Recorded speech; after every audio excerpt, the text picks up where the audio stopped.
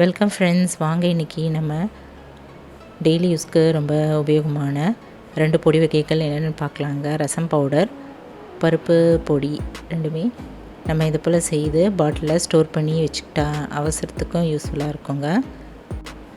மணக்கும் இந்த ரசம் பவுடரும் நம்ம பருப்பு பொடியும் எப்படி செய்யலான்னு பார்க்கலாங்க. ருசியான இந்த பருப்பு பொடி எப்படி செய்யலான்னு பார்க்கலாம்.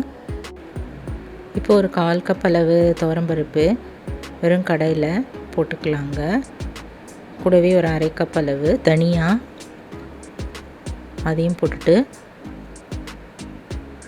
1 ஸ்பூன் அளவு மிளகு, ஒரு 3/4 டீஸ்பூன் அளவு ஜீரகம் இதையும் போட்டு, ஒரு மிளகாய் அடுப்பில் வச்சுட்டு இதை நல்லா போட்டு நம்ம வெறும் வாணலிலே போட்டு வறுத்துக்கலாங்க. ட்ரை ரோஸ்ட் பண்ணிக்கலாம். நல்லா சூடு வந்தாலே போதுங்க. லைட்டாக அப்படி ஸ்மெல் வரும்போது நம்ம இறக்கிடலாம். ரொம்ப கருகவும் விட்டுற வேண்டாங்க. இது நல்ல பருப்பு ரசம், தக்காளி ரசம் இதெல்லாம் பண்ணும்போது நல்லா கொதிச்சிட்ருக்கும் போது இந்த பொடி நம்ம 1 ஸ்பூன் எடுத்து போட்டு நல்லா இறக்கி வச்சா அருமையாக இருக்குங்க. இது நல்லா ஆறின பிறகு மிக்ஸி ஜாரில் போட்டு நல்லா ஐஸாக அரைச்சிக்கலாம். ஆறினதும் நம்ம ஒரு பாட்டிலில் இதை ஸ்டோர் பண்ணி வச்சுக்கலாங்க. அருமையானது ரசப்பொடி, நீங்களும் ட்ரை பண்ணி பாருங்கள். அடுத்து நம்ம பருப்பு பொடி எப்படி செய்யலான்னு பார்க்கலாம்.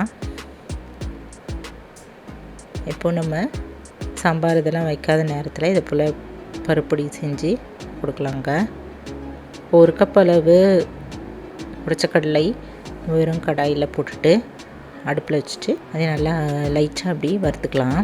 ரொம்ப வறுக்க வேண்டாங்க. இது ஏற்கனவே வறுத்த கடலை தான், அதனால் லைட்டாக சூடு வர வரைக்கும் வறுத்துக்கலாம்.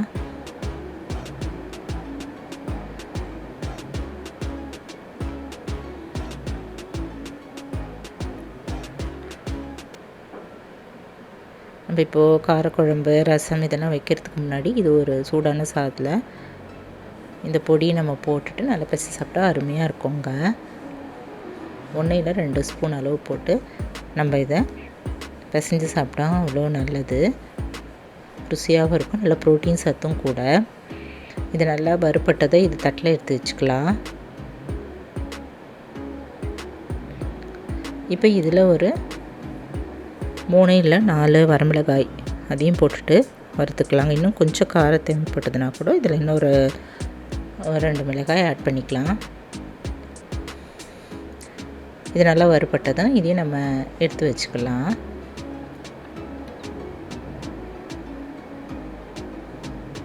எல்லாமே நம்ம ட்ரை ரோஸ்ட் பண்ணாலே போதுங்க. எண்ணெயெல்லாம் இதுக்கு தேவையில்லை. இப்போது ஒரு 4 பூண்டு பல் நல்லா தோல் உரிச்சிட்டு அதையும் ஒரு 2 நிமிஷம் போல் நல்லா இப்படி வறுத்துக்கலாங்க.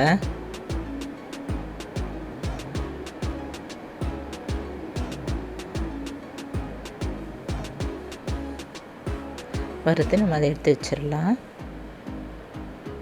இப்போ இதெல்லாம் நல்லா ஆறின பிறகு நம்ம ஒரு மிக்ஸி ஜாரில் போட்டுக்கலாங்க.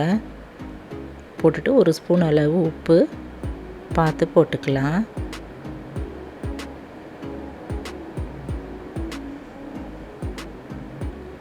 போட்டு நல்லா நைஸாக அரைச்சிக்கலாங்க.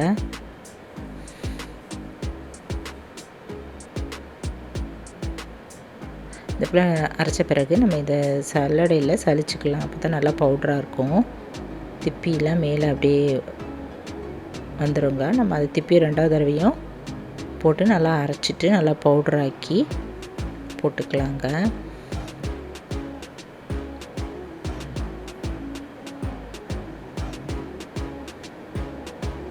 நல்லா நைஸான பவுடராக கிடச்சிருச்சு.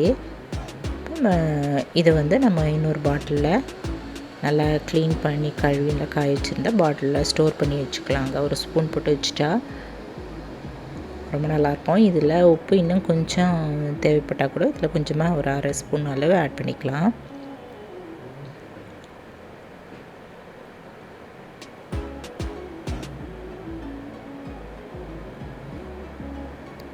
இப்போ பருப்பு பொடியும் ரெடி ஆகிடுச்சுங்க. ரசப்பொடியும் பருப்பொடியும் நம்ம இது போல் ரெடி பண்ணி வச்சுக்கிட்டா ரொம்ப நல்லதுங்க. அவசரத்துக்கு ரொம்ப யூஸ்ஃபுல்லாக இருக்கும். ரசம் பவுடரும் ரொம்ப நல்லாயிருக்கும். நீங்களும் இந்த டேஸ்டான ரசம் பவுடர், பருப்பொடி இது போல் செய்து பாருங்கள்.